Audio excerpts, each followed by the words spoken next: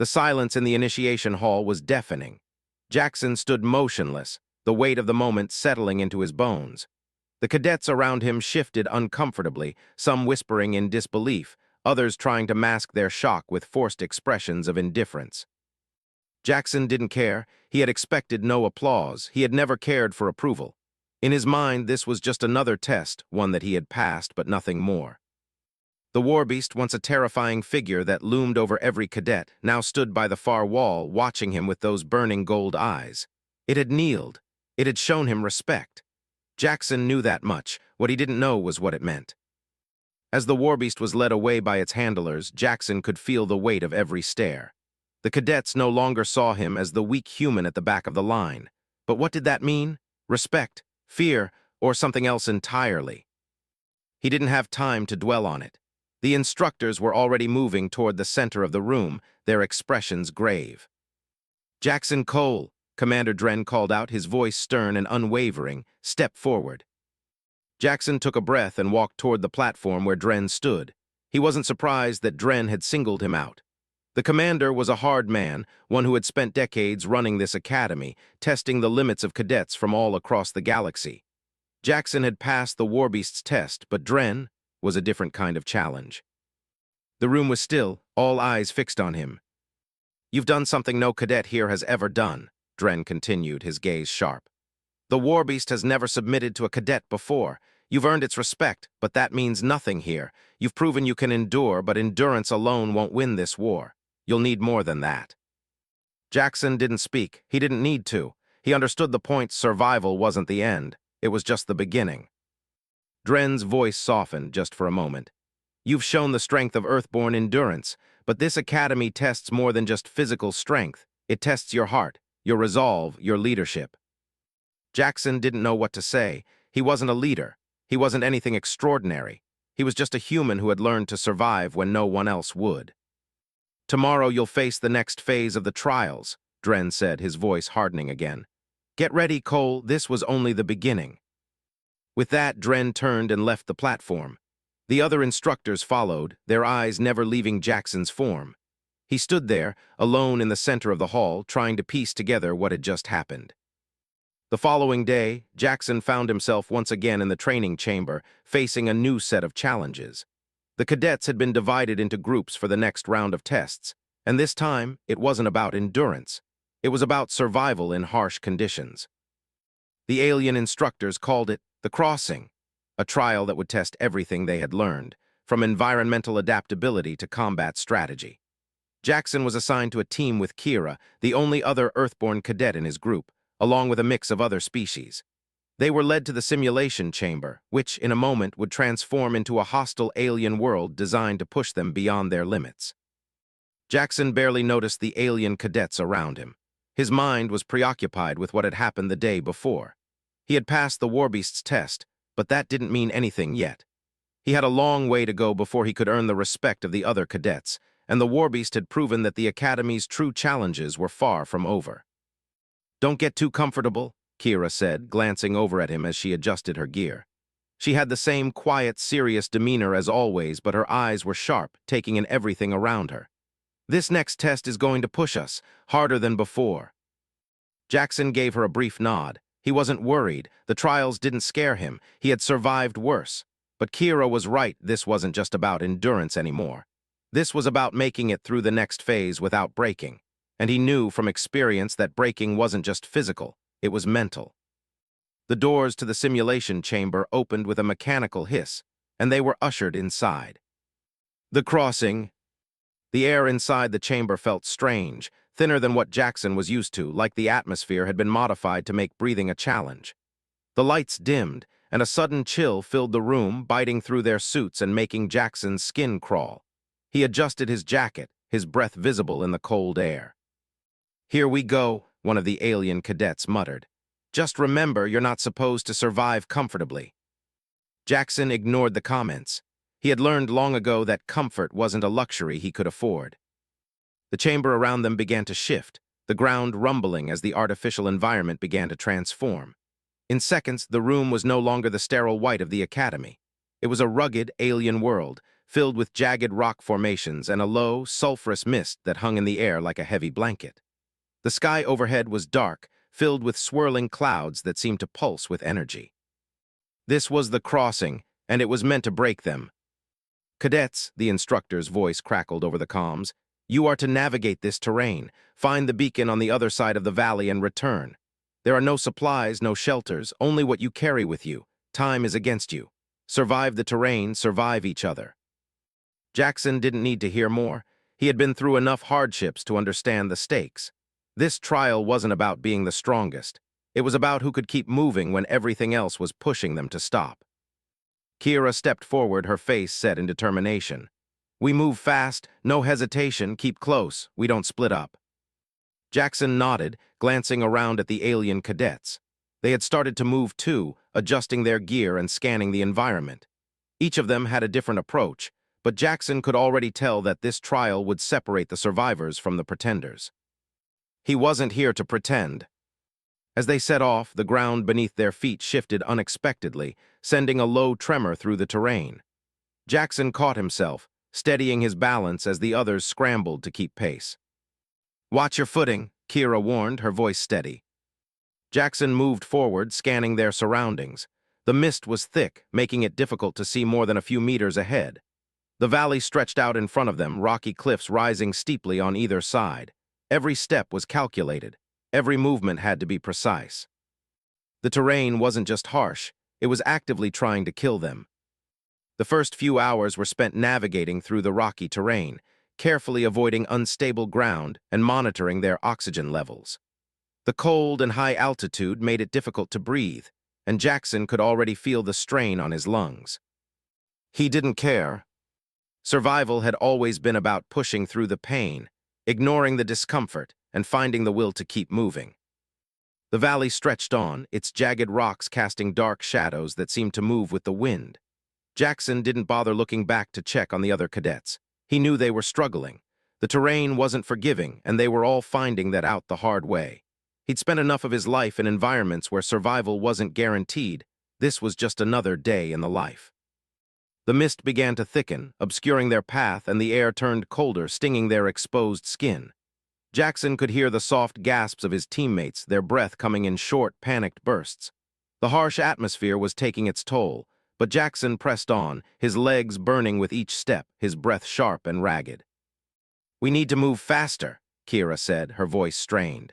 She was leading the group, navigating through the rough terrain with the precision of someone who had spent their life in difficult environments. But even she was beginning to show signs of strain. Her clothes were torn from the rocks, her breathing erratic as the altitude and cold took hold. "I know," Jackson replied, adjusting the weight of his pack. It wasn't much, just the essentials.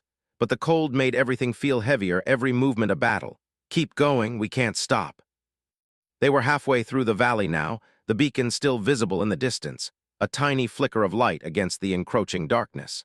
The wind howled through the valley, sending gusts of freezing air that made it feel like they were walking through a blizzard. The temperature continued to plummet, and the terrain became more treacherous with each passing step. Jackson didn't slow down. He couldn't afford to. His knee ached with each step, the old injury flaring up as the cold crept into his bones. He grit his teeth, pushing the pain to the back of his mind. There was no time to think about it. Not here, not now. The sound of the warbeast's heavy footsteps was the only thing that kept him grounded, reminding him that he wasn't alone in this. It had followed them into the valley, not with the hostility that Jackson had expected, but with a quiet, watchful presence. Every so often, Jackson would glance back to see the warbeast plodding behind them, its golden eyes locked on him. There was something different about it, something he couldn't place. It wasn't just following, it was observing. It was as if it had decided something that Jackson didn't fully understand. The storm began to pick up as they neared the base of the final ridge. The wind howled louder, the air so thin now that it was hard to catch a breath. Snow started to fall, thick and heavy, making the ground slippery and harder to navigate. It wasn't just the cold they had to worry about anymore. There was something else. "We're running out of time," Kira called out from the front. Her voice was growing more frantic, and Jackson could hear the desperation in her tone. "We need to make it to the beacon now." Jackson didn't respond. His mind was focused on the path ahead, on the ridge they still had to climb. The snow was coming down hard now, covering the ground and obscuring their steps. The beacon still glowed faintly in the distance, but the storm made it seem far, far away. Then, without warning, the ground beneath them trembled. The valley shook, a deep, bone-rattling rumble that seemed to come from beneath the earth itself. Jackson staggered, trying to keep his balance as the rocks shifted underfoot. The others did the same, their eyes wide with panic. "What the hell was that?" one of the cadets yelled. Jackson's instincts kicked in. He grabbed Kira's arm, pulling her forward. "Keep moving." The ground trembled again, this time more violently. The rocks beneath their feet cracked and shifted, and the valley seemed to come alive with the threat of collapsing. Jackson's heart raced as the earth buckled and cracked around them. "Move," he shouted. The warbeast snarled, its massive form bracing against the shaking ground. It stood tall, its claws digging into the earth to steady itself. Jackson couldn't help but glance back. The creature was unlike anything he had ever seen. It didn't run, it didn't flee. It stood, unyielding, as if the shaking earth was nothing more than a passing nuisance. In that moment, Jackson understood something. The warbeast wasn't just there to test them. It was there to protect them. It had seen something in him, something that the other cadets hadn't. The warbeast didn't fear him, it respected him. But that didn't mean the trials were over, far from it. The rocks began to crumble from the ridge above them. Jackson could hear the rumble of falling debris as huge boulders tumbled down the valley, threatening to crush them. His pulse surged, and he grabbed Kira, pulling her toward the rocky outcrop just ahead. The others followed in a chaotic scramble, desperate to avoid the falling rocks. "We need to get to higher ground," Jackson yelled over the noise of the avalanche. He barely had time to think before another shockwave hit, this time more intense. The force of it knocked him to the ground, his vision going blurry from the impact. His knee screamed in pain as it collided with a jagged rock, but he didn't care. He had to move. He had to keep moving. Kira, Will, and the others were already scrambling up the ridge, their hands slipping on the loose stones. Jackson pushed himself up, his breath coming in sharp gasps, his body aching with every movement. But there was no stopping now, not when they were so close. The warbeast was at the base of the ridge, its massive form charging forward as it scrambled up the loose rocks, its claws digging into the stone as it pushed through the chaos. It wasn't just following now, it was leading. Jackson's heart pounded in his chest as he reached the top of the ridge. The beacon was within reach. He could see it, glowing faintly through the snow and mist just a few meters ahead. But the ground beneath them trembled again, and Jackson felt the world begin to tilt. The final push. With one final surge of strength, Jackson reached the beacon, his hands shaking as he grabbed the cold metal and activated the signal. The light at the top of the ridge flickered and came to life, casting a brief flash of warmth against the freezing storm. The storm around them seemed to pause for a moment, the violent winds stilling for just a heartbeat. And in that moment, Jackson felt something stir inside him. The warbeast had followed them here, had led them through the worst of it. He hadn't just survived, he had led. He glanced back at the others, who were now slowly making their way to the top, exhausted but alive. The warbeast was behind them, watching as if ensuring that they made it through, its golden eyes never leaving Jackson's form. Jackson took a deep breath, feeling the weight of the storm lift from his chest. They had made it. For now, they had survived. The storm had subsided, but the weight of the journey was heavy on Jackson's shoulders.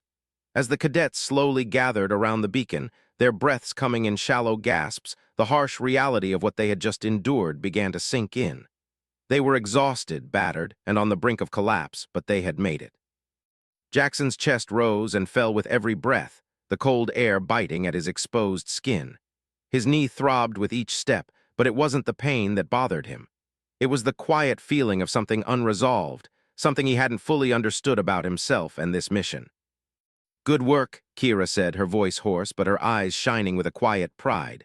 She stood beside him, her hands red from the cold and her clothes torn. "I thought we weren't going to make it there for a second." "We weren't going to make it," Jackson replied, his voice calm, though his own exhaustion weighed on him. "But we did." As he looked around, he saw the other cadets huddled together, their faces pale and worn. They had fought through the same hell, but none of them seemed to realize how close they had come to losing it all. Not a single one of them had broken. They were Earthborn, and they understood one thing above all else: survival. The warbeast stood nearby, its massive form casting a shadow over the group. It was standing still now, its golden eyes fixed on Jackson, its presence both calming and unnerving. After everything they had been through, the creature's unwavering gaze felt like a reminder of their strength and their fragility. It was a reminder of the fine line between victory and defeat, between survival and death. Commander Dren's voice came through the comms, sharp and clear. "Cadets, report to the extraction point. You've completed the crossing. Congratulations." Jackson didn't move right away. The beacon's light continued to pulse in his hands, sending a rhythmic beat into his chest. He had made it through the storm, through the harshest of conditions, but the exhaustion was starting to catch up to him. His muscles screamed in protest as he took a step forward. Kira, ever vigilant, gave him a quick look. "You all right?" "Yeah," Jackson replied, but he didn't feel all right. The last few days had taken more from him than he realized. His body was drained, his wounds aching, but it was something else gnawing at the edges of his mind. The warbeast had knelt to him, and it had followed them through the storm. What had that meant? What had it seen in him that the other cadets had not? "Let's go," he said to Kira, taking a breath to steady himself. They both turned toward the edge of the ridge where the extraction point was, the distant hum of the dropships signaling the end of their trial. The descent down the ridge was as treacherous as the climb, with loose rocks slipping beneath their feet. Jackson kept his focus, his eyes scanning ahead for any sign of instability in the terrain. Kira was a few steps ahead of him, her movements sure despite her exhaustion. The warbeast moved with them, its massive frame cutting through the terrain effortlessly, each step calculated, each movement precise. Jackson could feel its presence at his back, a silent guardian, a reminder that this was far from over. The warbeast wasn't just a test, it was a symbol. It had chosen him. But why? And more importantly, what did it mean for the rest of the trials to come? The extraction point was a small, sheltered area at the base of the valley, nestled in a pocket between two massive stone structures. It was a clearing of sorts, the stark, unforgiving landscape giving way to a patch of serenity. The dropships hovered overhead, their engines whining as they prepared to land. As Jackson and the others reached the clearing, the ship's ramp lowered, and they were met by several instructors and medics. But one figure stood out, Commander Dren, watching them with the same intense gaze he had worn throughout the trials. Jackson barely had time to catch his breath before Dren approached, his eyes scanning each cadet with a sharpness that seemed to pierce through them. He stopped in front of Jackson, his expression unreadable. "Cole," Dren said, "you led your team well, despite the odds. That's something few of your peers could have done, but it's not over." Jackson didn't respond immediately. He wasn't sure what to say. He had never been the type to take pride in leadership. To him, it wasn't about leading, it was about surviving. And now, more than ever, he knew that this survival came with a price. "Your success here has changed things," Dren continued, his tone hardening. "The warbeast's behavior, the way it responded to you, none of this is typical, it's unprecedented." Jackson looked over his shoulder at the warbeast. It was standing at the edge of the clearing, its golden eyes glowing faintly, still watching him. "You're not like the others, Cole," Dren said quietly. "There's something about you, something the warbeast recognized, and I intend to find out what that is." Jackson swallowed hard. The weight of Dren's words hung in the air like a storm cloud. The warbeast had recognized him, that much was clear. But how could he explain something he didn't fully understand himself? "I don't need to explain myself," Jackson said, his voice steady despite the emotions swirling inside him. "I've survived, and that's what matters." Dren nodded, but there was something in his eyes, a flicker of something unreadable. "Survival isn't always enough, Cole, and neither is endurance." As they boarded the dropships and ascended back toward the academy, Jackson found himself staring out the window, lost in thought. The alien world below them looked so distant, so foreign. It felt as if the trials had changed him in ways he didn't fully understand. He had survived, but what had the warbeast seen in him that the others had? And more importantly, what did that mean for the future? As the ship broke through the clouds and entered the safety of the Academy's atmosphere, Jackson knew one thing for certain. The warbeast's recognition wasn't just a moment of honor. It was a sign that the galaxy was watching him, and that, somehow, his story was just beginning. The days after the crossing passed in a blur of recovery and quiet contemplation. The cadets were sent to their quarters to rest and heal, but the weight of their trials hung heavy in the air. They had survived, yes, but the Academy's true test had yet to come. Jackson's body was battered, his knee swollen from the strain, but it was the unease in his chest that troubled him the most. The warbeast had seen something in him, something that even he hadn't fully recognized yet.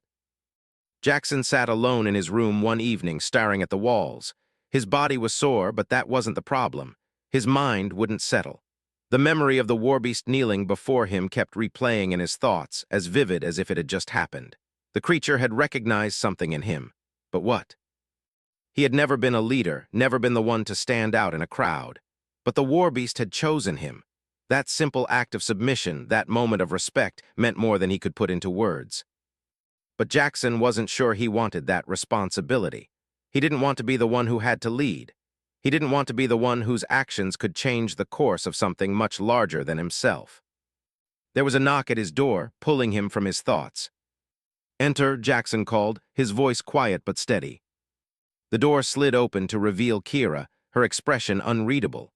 She stepped inside and closed the door behind her, her footsteps muffled by the thick carpet. "I thought I'd find you here," she said, leaning against the wall. Her arms were crossed, but it wasn't in a defensive manner. It was just Kira, always poised, always calculating. "You've been avoiding the rest of us." Jackson didn't respond right away. Instead, he stared at the floor, trying to find the right words. The truth was, he wasn't avoiding anyone.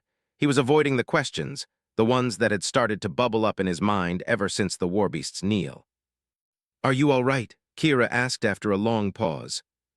"I don't know," Jackson replied, his voice low. "I don't know what I'm supposed to do next. The trials, they've made me realize how much I don't understand about all of this." Kira's gaze softened and she uncrossed her arms, stepping closer. "I get it. You're not used to being in the spotlight. You've spent most of your life doing what you had to do to survive. But now, things are changing, and I think you already know that." Jackson lifted his head, meeting her gaze.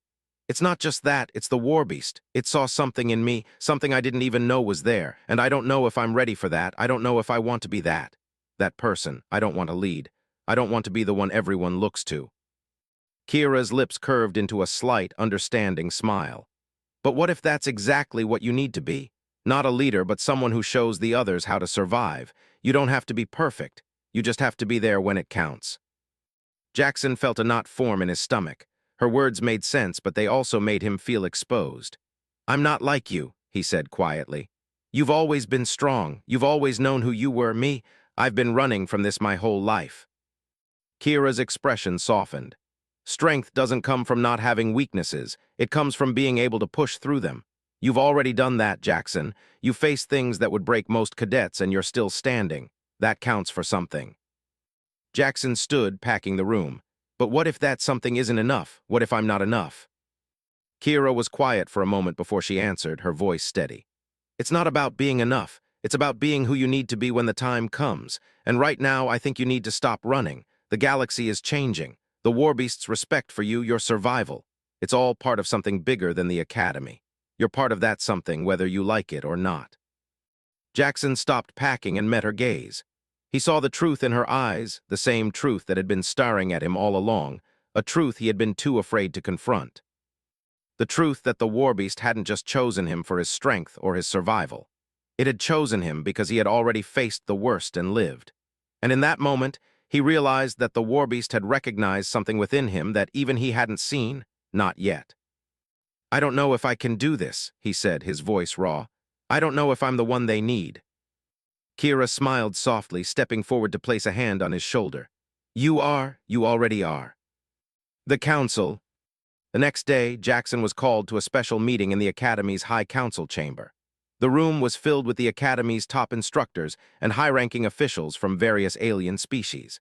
The walls were lined with holographic displays of distant planets and strategic maps, and a massive projection screen hovered in the center of the room.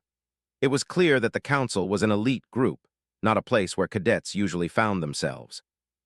As Jackson entered, the room fell silent. He could feel the weight of their gazes, all eyes on him, some curious, others calculating. Commander Dren stood at the center, his arms folded across his chest, his expression unreadable. "Cole," Dren said, his voice commanding, "step forward." Jackson took a deep breath and moved to the front of the room. The warbeast was standing off to the side, its massive form watching him intently. "You've completed the crossing," Dren continued, his eyes never leaving Jackson's. "But what you did in the valley wasn't just survival. You did something more. You gained the respect of the war beast, a feat no cadet has ever managed. That speaks volumes."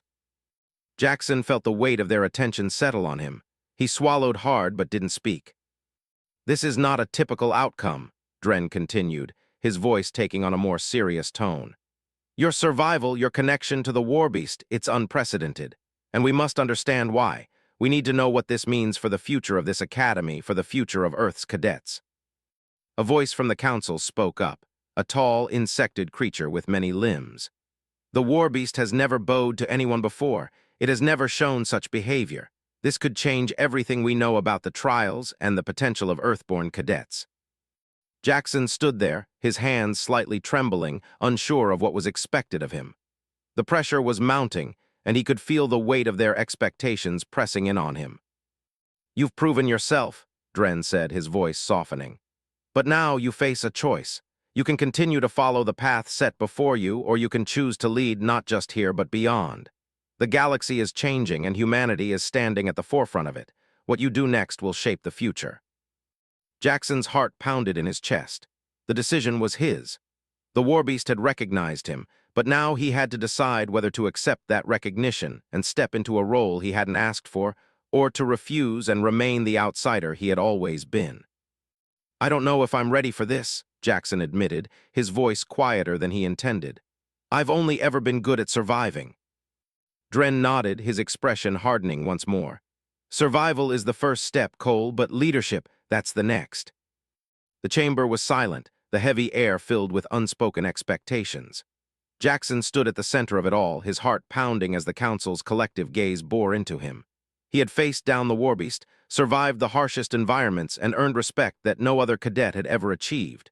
But here, in this moment, he felt as though he was being asked to take the final step, the one that would change everything. Commander Dren's voice broke the silence again, calm but commanding. "This is bigger than you, Cole. This is bigger than all of us. What the war beast saw in you. It's not just about survival. It's about something more." The insectoid council member from earlier spoke again, its voice a strange, clicking melody. "The war beast has always been a measure of strength, of fearlessness, but your connection with it suggests something different. You stood your ground when others faltered. You didn't just survive, you endured. And that endurance, that strength, it's something we've never seen before." Jackson felt a knot tighten in his chest. He had never sought leadership, never asked for the weight of other lives to rest on his shoulders. But here he was, being asked to lead, to become a symbol of humanity's place in the galaxy. It was a responsibility he hadn't prepared for, a burden he hadn't asked for. "I'm not a leader," Jackson finally said, his voice steady despite the chaos inside. "I've never wanted to be one, I just wanted to survive." "Survival is important, Cole," Dren said, stepping closer, his eyes piercing. "But leadership, true leadership, is about more than just surviving.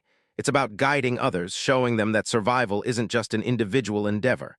It's about pushing beyond your own limits for the sake of the greater good. And right now, we need someone like you." The words hung in the air, and Jackson felt the weight of them settle on his shoulders. The galaxy needed a leader, someone who understood what it meant to survive, to endure, and to stand up against impossible odds. But did that leader have to be him? As if sensing his hesitation, Kira's voice cut through the tension. "Jackson, listen to me. You've already shown them what they need to see. You've already earned the war beast's respect. That's not something that happens by accident. You don't have to lead with weapons or strength. You lead by example, by showing them that there's more to survival than just brute force. You've proven that." Her words echoed in Jackson's mind, and for the first time, he began to understand what Kira had been trying to tell him all along. Leadership wasn't about being the strongest or the most aggressive. It was about showing others how to endure, how to rise above the odds, and how to keep moving forward when everything seemed impossible. But was he ready for that? Was he prepared to step into a role that might change the course of his life and humanity's future? Commander Dren watched him closely, his expression unreadable. "We've given you a choice, Jackson. You can choose to remain a cadet and follow the path laid before you, or you can choose to step into a leadership role, one that will challenge you in ways you can't yet imagine. The galaxy is watching. Humanity is watching." For a moment, Jackson didn't know what to say. His mind was a whirlwind of thoughts and doubts. He wasn't sure if he was ready for this. He wasn't sure if anyone could be ready for the weight of what Dren was offering him. And yet, deep inside, he knew one thing. Survival had always been about more than just staying alive. It was about finding the strength to keep going when everything else told you to stop. It was about showing others that it was possible to rise above the pain, above the fear. It was about being a beacon in the darkness. Finally, Jackson spoke, his voice low but resolute. "I'll do it, I'll lead." The room seemed to hold its breath as the words left his mouth. There was no turning back now. He had made his choice. Dren's eyes narrowed slightly, a flicker of approval crossing his features.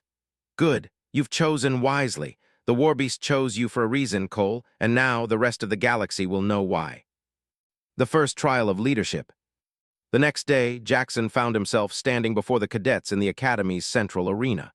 The massive training room was filled with the buzz of nervous energy as cadets gathered in anticipation of the next round of trials. Jackson stood at the front of the room, his chest tight with a mixture of excitement and fear. He wasn't just another cadet anymore. He was a leader, a figurehead. The others were looking to him whether they liked it or not. They wanted to see what he could do, what kind of leader he would be. Commander Dren stood beside him, his presence commanding. "Cadets," Dren began, his voice booming across the room, "Jackson Cole Earthborn has chosen to take the mantle of leadership. He will guide you through this next trial. Follow him, and you will learn what it means to survive, to lead." Jackson's heart raced as he stepped forward, the weight of the words sinking in. He was supposed to lead them, to guide them through a trial unlike anything they had ever faced. "We begin with a simple test," Dren continued. "You will be tasked with surviving in a hostile environment. You will work together to overcome obstacles, to find shelter, and to survive against the odds. But know this, the environment will change. The conditions will be unpredictable, and only one thing is certain: failure is not an option." Jackson's mind raced, but his voice remained calm as he addressed the cadets. "We've all faced trials before, but this isn't about strength. It's about endurance. It's about working together, supporting each other, and never losing hope. We'll face whatever this environment throws at us, and we'll survive because that's what we do." The cadets stared at him, some with skepticism, others with respect. But Jackson didn't care. He wasn't here to win their approval. He was here to show them that leadership wasn't about being perfect. It was about making the right choice when it counted. With a final nod from Commander Dren, Jackson led the group into the simulation chamber. The room around them transformed in an instant, the temperature plummeting as harsh winds swept through the space. The ground cracked open, revealing treacherous terrain covered in sharp rocks and thick black fog that obscured their vision. "Stay close," Jackson called over the howling wind, his voice firm and unwavering. "Move as one, we'll get through this together." The cadets fell into line, following Jackson's lead as they navigated the shifting terrain. It wasn't easy. The wind howled around them and the ground seemed to shift beneath their feet with every step. But Jackson didn't hesitate. He led them forward, his focus unwavering. He had made his choice. Now he had to prove it. The burden of leadership.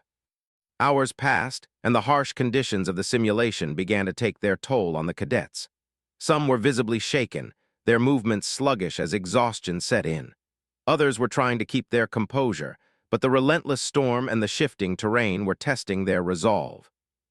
"Jackson, we can't keep going like this," one of the cadets said, his voice hoarse. "We need to find shelter. We can't last much longer." Jackson's eyes scanned the horizon, his mind racing. He could feel the tension in the air, the weight of the decision pressing on him. If they didn't find shelter soon, they would be at risk of failure. But there was no time to waste. "We keep moving," Jackson said, his voice steady. "We find shelter, but we don't stop. We push through together." The cadets hesitated, but they followed his lead. Jackson knew the stakes were higher than ever. The others were looking to him, not just for survival, but for guidance. He had to show them that they could push through, even when the odds seemed impossible. In the distance, through the fog, Jackson spotted a faint light, the shelter they needed. His heart raced as he led them forward, the storm raging around them. They were close. But as they reached the shelter, Jackson realized something. This wasn't just about surviving the trial. It was about showing them that they could endure no matter the challenge. As they entered the shelter, safe from the storm, Jackson looked around at his cadets. They were tired, battered, but they were alive, and that was enough. "We made it," Jackson said, his voice soft but firm. "Now we rest. Tomorrow we do it again." The days following the shelter trial passed in a blur of exhaustion, recovery, and unspoken tension. Jackson had led his team through their first real test as a leader, and they had survived. But survival wasn't the same as success. The cadets had followed him, yes, but there was an undercurrent of doubt in their eyes, in their movements. They had followed his orders, but that didn't mean they trusted him yet. Jackson wasn't blind to it. He could feel the whispers, the sideways glances when they thought he wasn't looking. He wasn't one of them. He wasn't one of the seasoned warriors from distant planets who had been bred for combat and honor. He was human, a soft-skinned, fragile being from a dying world. And in their eyes, that weakness was something to be overcome. That night, as Jackson lay in his bunk, the weight of his new role pressed down on him. The decision to lead hadn't come easily, but it had been made. And now, every step forward was another test, not just for him, but for the people who had chosen to follow him. The next morning, the simulation chamber opened once again, and Jackson was met by Commander Dren and several other instructors. The room was thick with anticipation, and Jackson could feel the tension in the air. "You've led your cadets through the storm," Dren said, his voice devoid of emotion. "But this next trial will be different. This is not about endurance anymore. This is about command. You will lead your team into hostile territory where you will be faced with an enemy force. The objective is simple: neutralize the threat and return safely. There will be no room for hesitation, no room for mistakes." Jackson's stomach tightened, but he didn't show it. This was what he had signed up for. He had made the choice to lead, and now he had to prove it. "The cadets will be watching," Dren continued. "They are waiting to see what kind of leader you truly are." Jackson swallowed hard. The pressure was mounting. The galaxy was watching, and so were the cadets he had sworn to protect. The mission. The simulation chamber shifted around them, and in seconds, the terrain transformed from the sterile walls of the academy into a war-torn alien city. The once glowing skyline was now a dark, crumbling wreck of debris, smoke rising from destroyed buildings. The atmosphere was thick with tension, the air heavy with the scent of burning metal and the hum of distant alarms. Jackson stood in front of his team, his heart racing as he surveyed the battlefield. His cadets were geared up and ready, but there was something in their eyes, a flicker of doubt. They weren't just questioning his leadership. They were questioning whether he was ready for this, whether he had what it took to bring them back alive. "You all know the objective," Jackson said, his voice steady despite the whirlwind inside. "We move fast, we neutralize the threat, and we get out. Stick together and don't break formation."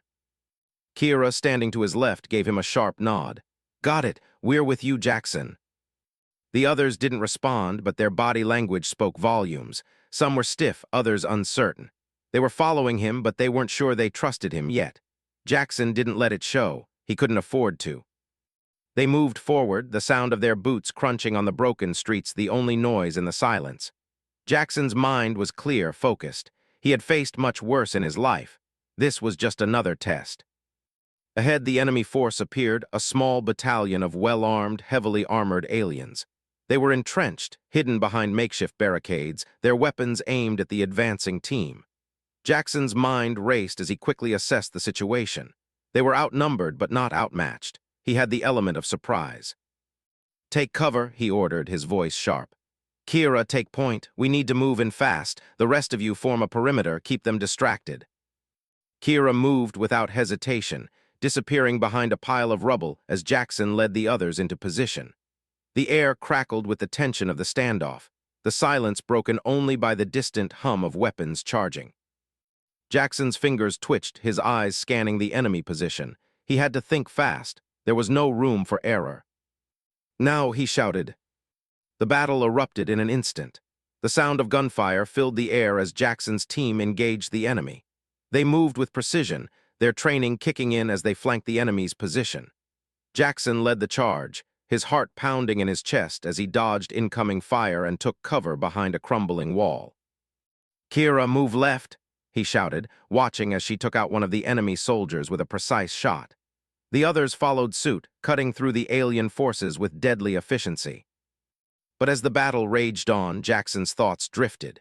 He was aware of every move, every command, but in the back of his mind the question lingered. Was he doing this right? Was he leading them in the best way? He couldn't afford doubt. Not now. "Keep pushing," Jackson barked. "We're almost there." They advanced, pushing the enemy back inch by inch until the last of the soldiers fell. Jackson's team was victorious, but the cost was still too high. Several cadets were injured, some worse than others. Jackson's eyes swept over them as the battle died down, a sickening feeling settling in his gut. "We're done," Kira said, her voice barely audible as she helped one of the injured cadets to his feet. "We need to move out." Jackson nodded, but the sense of dread didn't leave him. The battle had been won, but he couldn't shake the feeling that something wasn't right. He had led them to victory, but at what cost? The price of leadership. As they returned to the base, the dropship doors closing behind them, Jackson felt the weight of the casualties settle over him like a suffocating fog. The team had survived, yes, but there were injuries, and there were scars. In the debriefing room, Commander Dren stood waiting, his eyes scanning each of them, noting their injuries. Jackson stood at the front, his hands clenched at his sides as the others took their seats. He had done what was asked of him, but now the full weight of leadership was settling into his bones. The lives of his cadets were in his hands, and he had made mistakes. He wasn't perfect, and he knew it. "Well done, Cole," Dren said, his voice measured. "Your team completed the mission, but you'll need to do better next time. You led them well, but there were too many risks. You have the potential to lead, but you need to be smarter, more strategic." Jackson's heart sank as he listened. He had led them to victory, but Dren was right. There were things he could have done better. He had taken risks, had gambled with the safety of his team, and it had cost them. "I understand, sir," Jackson replied, his voice steady despite the turmoil inside. He didn't know how to lead without taking risks, without pushing the boundaries. But now he realized that leadership wasn't just about surviving. It was about knowing when to hold back, when to push forward, and when to put the safety of his people first. Dren gave him a nod, but it wasn't a sign of approval. It was a signal that the real work was just beginning. "This is only the beginning, Cole. The galaxy is full of challenges, and you're going to face them all." The burden grows. As the days passed, the doubts in Jackson's mind didn't dissipate. Every move he made, every decision he took, felt like another step further into unknown territory. His cadets were looking to him now, not just for guidance, but for answers. They had followed him once, but would they continue to follow if things got harder? And then there was the war beast, always watching, always waiting. It had chosen him, and that choice weighed heavily on his soul. It wasn't just the survival of a trial now. It was the survival of an idea, the idea that humanity had a place among the stars, that they could lead, that they could thrive. But was that a burden he could carry? In the quiet of his quarters that night, Jackson stared at the ceiling, lost in thought. The question loomed larger than ever. What kind of leader would he be? The stars outside his window seemed so distant, so untouchable, but somewhere in the vastness of space, something was waiting for him, for all of them. And he was going to have to be the one to lead them into it. Jackson stood on the observation deck, staring out into the vast expanse of space. The stars twinkled coldly, distant and indifferent, and for a moment he felt as though he were floating in a sea of nothingness. He had seen this view countless times before, but tonight it felt different. It felt as if the universe was waiting, watching him. He wasn't sure when he had crossed the line from surviving to leading, but it didn't matter anymore. The path had been set, and he couldn't turn back. The war beast had chosen him, and despite the doubts that still lingered in his mind, he had made a choice. He would lead. The academy had made him a leader. The trials had made him a leader. But now it was time to prove that he deserved the title. The door behind him slid open, and Kira stepped in, her gaze catching his immediately. She said nothing at first, simply standing beside him, her arms crossed, her eyes scanning the stars as well. "The others are waiting for you," she said softly, breaking the silence. Jackson nodded, still not turning away from the view. "I know, I'm not sure if I'm ready for this." "You'll never feel ready," Kira replied, her voice calm, her words carrying a wisdom beyond her years. "But that's the point. Leadership isn't about being ready. It's about making the hard choices, even when you don't know what's going to happen. It's about taking responsibility for the people you lead, no matter the cost." Jackson looked at her, the weight of her words settling over him like a blanket. "What if I make the wrong choice? What if they get hurt because of me?" Kira's expression softened, and she stepped closer. "You're not alone, Jackson. You never were. You've got a team behind you, and no one can lead alone. You can't do everything by yourself. You don't have to." He took a deep breath, trying to steady his racing thoughts. For so long, he had done everything on his own, fought alone, survived alone. But leadership wasn't about being alone. It was about guiding others, empowering them to find their own strength, to make the right choices in their own right. "I don't know if I can be the leader they expect," Jackson admitted quietly. "You've already proven you can," Kira said, her voice unwavering. "You led them through the worst of it. You gave them hope when they needed it. That's what leaders do." Jackson exhaled slowly, letting her words sink in. He wasn't just leading them into battles or surviving missions. He was leading them through something much bigger. He was leading them into the future. "I guess there's no going back now, is there?" he said, a small smile tugging at the corners of his lips. "No," Kira replied, matching his smile.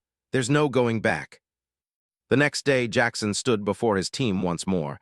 The atmosphere in the training hall was different. The cadets weren't just looking at him as a leader because they had to.